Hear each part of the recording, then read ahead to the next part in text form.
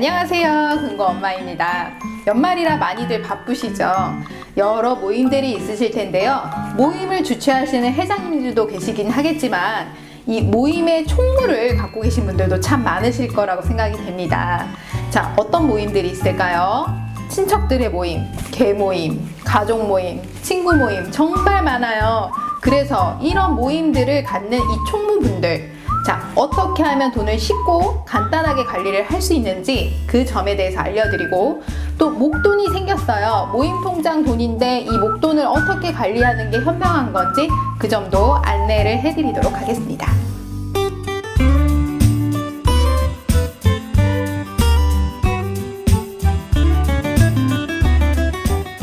모임 통장을 만드실 때는 입출금 통장을 먼저 개설하시기를 권유를 해드립니다.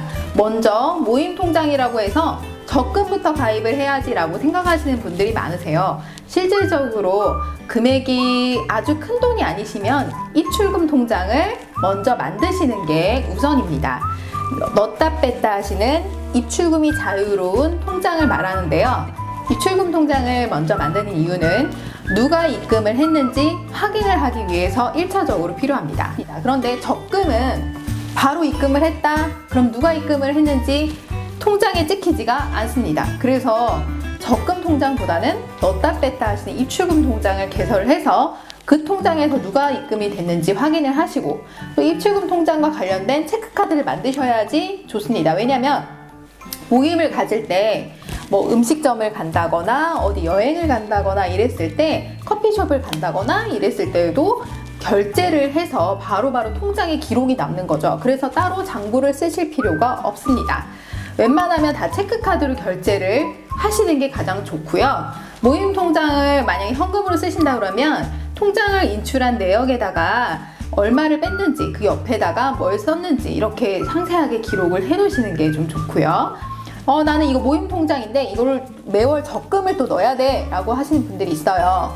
그러면 적금만 개설하시는 게 아니라 입출금 통장 만들어서 그 목돈이 모이면 그 날짜에 맞춰서 정기 적금을 자동이체를 해서 정기 적금 통장을 하나 만드시면 입금을 누가 했는지도 확인이 되면서 적금도 불입을 해서 이자도 타시는 이런 방법들이 있습니다.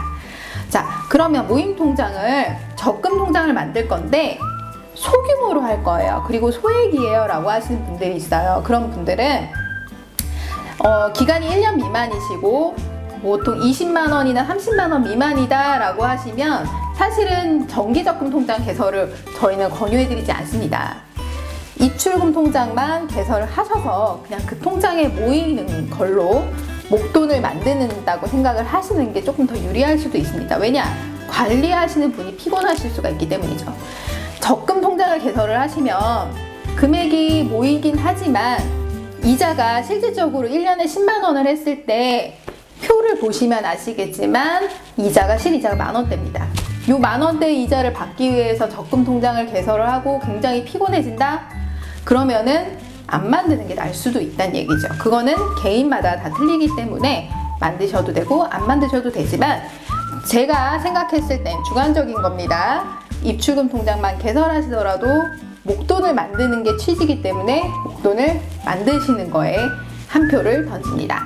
자, 그리고 두 번째, 2년 이상 됩니다. 모임 통장이 2년, 3년 이렇게 될 거예요 라고 하시는 분들은 단돈 10만 원이라도 적금을 드시는 게 그럴 때는 유리합니다. 왜냐? 표를 보시면 아시겠지만 1년짜리는 이자가 17,000 얼마 뭐 이렇게밖에 안 돼요. 거의 만원대밖에 안 나옵니다.